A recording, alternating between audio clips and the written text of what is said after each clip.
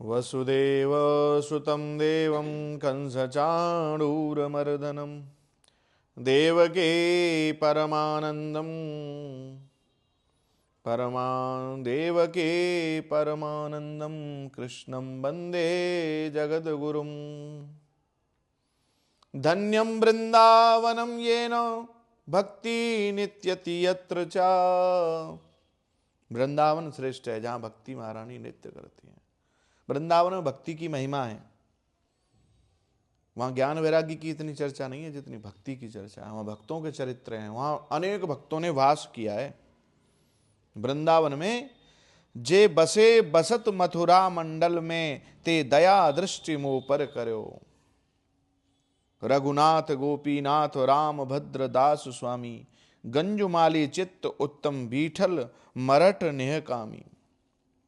अनेक संत अनेक भक्त भगवान के, जिन्होंने वृंदावन में निवास करके भगवान को प्राप्त किया। अनेक संत हैं ऐसे, जिनमें से एक हैं श्री गुंजामाली जी। परम भक्त हुए भगवान के।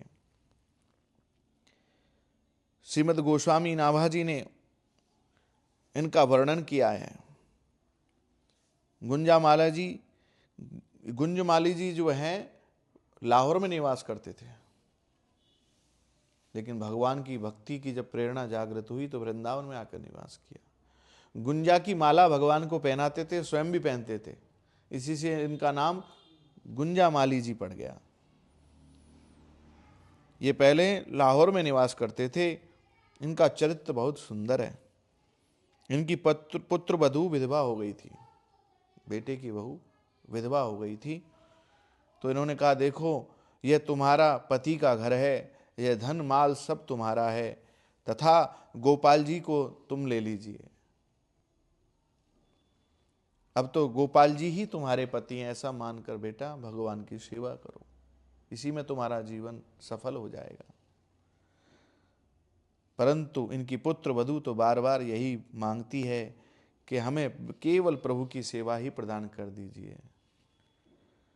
मैं तो इन पर ही सब कुछ न्यौछावर कर दिया है, इनको ही सब कुछ मान लिया। मुझे धन दौलत नहीं चाहिए, मुझे घर मकान नहीं चाहिए, मुझे केवल गोपाल जी दे दीजिए। मैं केवल गोपाल जी की सेवा करना चाहती हूँ। श्री गुंजामाली जी ने पुत्र वधू की निष्ठा देखकर उसे गोपाल जी की सेवा प्रदान कर दी और घर तथा धन अपनी पत्नी को दिया। स्वयं आकर भी ब्रज में वृंदावन में वास करने लगे। इनकी पुत्र वधू, जिनका भगवान के प्रति इतना प्रेम, इतना अथाह प्रेम, अगाध प्रेम कि भगवान से बातें करती थी, गोपाल जी से बात करती थी, इतना प्रेम था। जहां पर इनके ठाकुर जी की गोपाल जी विराजते थे, वहीं पास पड़ोस में लोगों के बालक भी आकर खेलते थे। अब बच्चे खेलते हैं तो क्या करते हैं, उधम करते हैं। कोई मिट्टी फेंक रहा है, कोई पत्थर का टुकड़ा ही डाल रहा है, कोई कुछ कर रहा है। आपस में जो है ऐसे खेलते, धूल उड़ाते। और ठाकुर जी बालकों के साथ खेलते थे, उन्हें अच्छा लगता था। एक दिन बालकों ने ठाकुर जी पर भी धूल डाल दी। हाँ, खेलत में को काऊ को गुस्सैया नहीं होता। जब खेलते हैं तो सब एक बराबर होते हैं, कोई छोटा बड़ा नहीं होता उसमें, ना उसमें कोई जाति होती है। खेल खेल रहे हैं तो सब बराबर हैं, कोई छोटा बड़ा नहीं होता। तब उसे पता लगा गुंजामाली जी की बहू को कि मेरे ठाकुर जी पर धूल डाल दिए, तो बहुत नाराज हुई। उनको डांटा बच्चों को और उन्हें वहाँ से भगा दिया। उसके बाद में ठाकुर जी के लिए भोग बनाकर लाई, ठाकुर जी के सामने भोग रखा, लेकिन भगवान ने भोग को ग्रहण नहीं किया, आरोगा नहीं। जब भोग ग्रहण नहीं किया तो बोली, आप भोजन क्यों नहीं कर रहे, जय जय, आप भोग क्यों नहीं पा रहे। गोपाल जी बोले, पहले उन बच्चों को बुलाकर लाओ, तब भोजन करूंगा, तब भोजन पाऊंगा। तो जो भक्त होता है भगवान की जब सेवा करता है तो थोड़ा क्रोध भी कर लेता है, नाराज भी होता है। तो गुस्से में थोड़े से में आकर बोली, हाँ हाँ कल जो है मैं उनको बुला लूंगी और मैं खूब धूल डाल दूंगी तुम्हारे ऊपर और उन बच्चों से भी डलवा दूंगी, तुम खुश हो जाओगे। हैं? ठाकुर जी बोले नहीं, अभी बुला के लाओ तभी भोजन करूंगा। जैसे तैसे उन बच्चों को लड्डू का लोभ लालच देकर, खाने का लालच देकर लेकर आई, तब ठाकुर जी ने प्रसाद पाया। ऐसी ठाकुर जी लीला करते, अपने भक्तों के साथ खेलते हैं, और जो ज्यादा भक्ति करते हैं ना उसके साथ ज्यादा खेलते हैं। जो ज्यादा प्रेम से भगवान की सेवा करते हैं उसके साथ खूब खेलते हैं, उसके साथ उसको कष्ट देते हैं, देखते हैं कि कितना परेशान होगा, ये क्या करेगा, मुझे छोड़ेगा कि नहीं। तो अन्य ऐसी अनेक लीलाएं भगवान ने करी हैं। एक बार एक केशव जी दंडोती की परिक्रमा लगाते थे, एक भक्त हुए भगवान के केशव जी, वो गिरिराज जी की परिक्रमा लगाते थे दंडोती प्रतिदिन।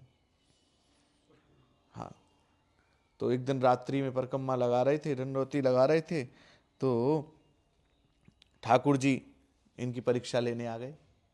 कहने लगे, भैया रात्रि में तुम दंडोती लगा रहे हो, रात्रि में परस्त्री गमन नहीं करना चाहिए, ये पृथ्वी तो स्त्री है, इस पर आप लेट कर परिक्रमा लगा रहे हो, ये अच्छा नहीं है। तो केशव जी बोले, एक बात कहूं आपसे कि पृथ्वी मैया है, पत्नी थोड़ी है, हैं? भगवान की पत्नी है, हमारी तो माता है, और माता की गोद में लेटने से कोई मुझे रोक नहीं सकता, ये तो मेरी माँ है। जैसे इस भाव को सुना भगवान ने, वहीं प्रकट हो गए, केशव जी को दर्शन दे दिए, कृपा कर दी। ऐसे भगवान सुंदर सुंदर लीलाएं करते अपने भक्तों के साथ।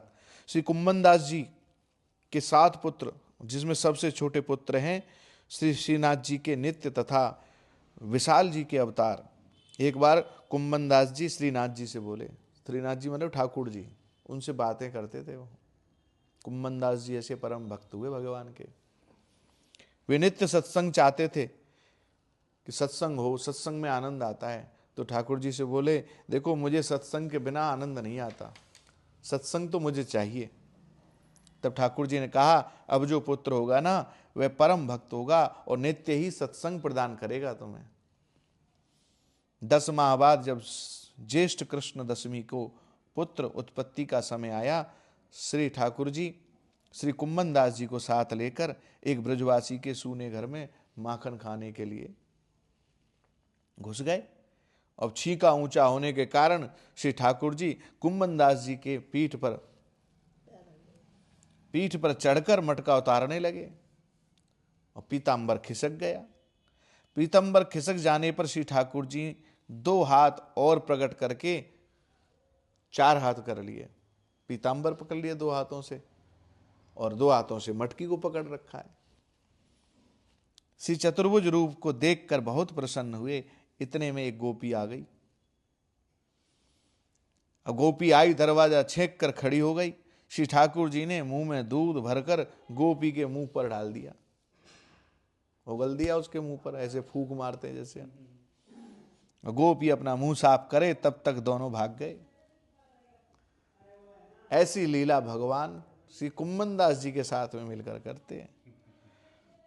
कुम्मन दास जी ऐसे भाव में निमग्न हो जाते थे कि भगवान की जिस लीला का दर्शन करते उसी के ऊपर पद गाने लगते थे। जिस समय श्री कुम्मन दास जी चतुर्भुज भगवान के ध्यान में मग्न थे, उसी समय पुत्र के जन्म का समाचार सुनकर बहुत खुश हुए। बोले, आयो चतुर्भुज दास आयो। तो सत्संग की उतावनी में 11वें दिन ही कुम्मन दास जी बालक को विट्ठलनाथ गोसाई जी के पास ले गए और श्री गोसाई जी ने चतुर्भुज नाम उनका रख दिया, चतुर्भुज दास नाम हुआ उनका, और गुरु मंत्र दे दिया। गुरु कृपा से लोगों की दृष्टि में बालक रूप में दिखाई पड़ते, लेकिन कुम्मन दास जी एवं श्रीनाथ जी के साथ भक्ति ज्ञान की वार्तालाप होती रहती थी। कुम्मन दास जी ध्यान में बैठे हैं, भगवान से बातें कर रहे हैं, लीला कर रहे हैं, ध्यान में ही चल रही है लीला, कथा भी ध्यान में ही चल रही है। चतुर्भुज दास जी श्रीनाथ जी के साथ नित्य खेलते थे। एक बार तो श्रीनाथ जी चतुर्वेदास जी से कहने लगे, भैया मल्ल बनना पड़ेगा, अब तो पहलवान बनना है। पहलवान बनने के लिए माल तो खाना ही पड़ेगा ना, ऐसे थोड़ी पहलवान बन जाएंगे। लेकिन पहलवान बनने के लिए क्या किया, एक ब्रजवासी के घर में घुस गए और सूना घर जानकर खूब दूध मलाई खाए। लेकिन ब्रजवासी की बालिका ने चोर जानकर हल्ला मचा दिया। पता लग गया, भाई घर में कितनी देर तक पता नहीं लगेगा। श्री ठाकुर जी तो भाग गए, लेकिन चतुर्वेदास जी पकड़े गए हैं, और इनकी खूब पिटाई हुई, खूब धुनाई हुई। ब्रजवासी ने कहा, खबरदार अब चोरी करके मत आना, नहीं तो तुम्हारे बाप की भी पिटाई होगी। हाँ, श्री चतुर्वेदास जी ने श्रीनाथ जी से कहा, मलाई तो आपने खाई और पिटाई मेरी करा दी आपने, ये तो अच्छी बात नहीं है आपकी, मलाई तो आपने ही खाई है। श्री ठाकुर जी हंसते हुए बोले, बिना पिटे मल्ल कैसे बनोगे? मल्ल तो तभी बनोगे जब पिटोगे। श्री चतुर्वेदास जी का श्री कुम्मन दास जी की मानसी चिंतन में भी प्रवेश हो जाता था। एक बार तो कुम्मन दास जी अर्धरात्रि में श्रीनाथ जी के मंदिर का दीपक जल देखकर लीला का चिंतन करते हुए पद गा रहे थे। ये देखो भरत जरो किन दीपक हर पौड़े उच्च चित्रगारी, ऐसी सुंदर सुंदर पद गाते थे। ऐसी परम सुंदर भगवान की लीलाएं, भगवान के चरित्र। भक्तों ने भगवान को खूब नचाया। भगवान भक्तों के कारण नाचते हैं, गाते हैं, उनके इशारे पर नाचते हैं। लेकिन भगवान भी अपने भक्तों के साथ खेलते हैं, उनकी परीक्षा लेते हैं, और जब परीक्षा में पास हो जाते हैं तो हमेशा नित्य उनके साथ रहते हैं। लेकिन भाव सच्चा होना चाहिए। हमारे हृदय में कोई भी किसी प्रकार का भी छल कपट ना हो। भगवान की जब हम पूजा करें, भगवान का जब हम ध्यान करें, केवल उस परमात्मा का चिंतन करें, और उस एक पर विश्वास होना चाहिए। ये नहीं है कि आज तो ठाकुर जी पे विश्वास है, कल दुर्गा जी की पूजा कर रहे हैं, कल राम जी की पूजा कर रहे हैं, कल कृष्ण जी की पूजा कर रहे हैं, फिर हनुमान जी की पूजा, किसी ने खाटू श्याम की पूजा, किसी ने सालासर की पूजा, कोई कुछ बता रहा है, कोई कुछ बता रहा है। ऐसे नहीं, आस्था एक में रखो, विश्वास एक में होना चाहिए। परमात्मा जो भी हो, पर विश्वास उसमें पूरा होना चाहिए, एक ही में होना चाहिए। एक की श्रद्धा से पूजा करो, नियम से पूजा करो, और सबको प्रणाम करो। समय समय आने पर सबको प्रणाम करना चाहिए। रामनवमी आई, राम जी को प्रणाम करना चाहिए, उनका भजन करना चाहिए। एकादशी आई तो खाटू श्याम का भजन करना चाहिए। नवरात्रे आ रहे हैं तो दुर्गा मैया को ध्यान करना चाहिए, उनका भी सम्मान करना चाहिए। दीपावली पे गणेश लक्ष्मी का सम्मान करते हैं हम, गोवर्धन पे गिरिराज जी का सम्मान करते हैं। तो निष्ठा एक में रखनी है, सम्मान सबका करते हैं। पिता एक होता है, लेकिन चाचा ताऊ रिश्तेदार सबको प्रणाम करते हैं हम लोग। वैसे ही भगवान की निष्ठा जो है पूजा में एक में रखो, और बाकी सबका चिंतन करो, प्रणाम करो। जब भी जहाँ भी जाएं, जिस देवता के भी दर्शन हो, उनसे प्रणाम करके एक ही बात कहो, प्रभु ऐसा आशीर्वाद दे दो कि मेरे इष्ट देवता में मेरी प्रीति ज़्यादा से ज़्यादा हो जाए, मेरे इष्ट देवता मुझसे ज़्यादा प्रसन्न रहें। इस प्रकार से वरदान मांगो उनसे, फिर देखो आपकी भक्ति कैसे नहीं बढ़ती है। फिर जीवन में कल्याण होगा ही होगा, ये 100% सत्य है। इसमें कोई शंका नहीं है, कोई संशय नहीं है। बोलो कृष्ण कन्हैया लाल की, बांके बिहारी लाल की जय। आज के आनंद की जय।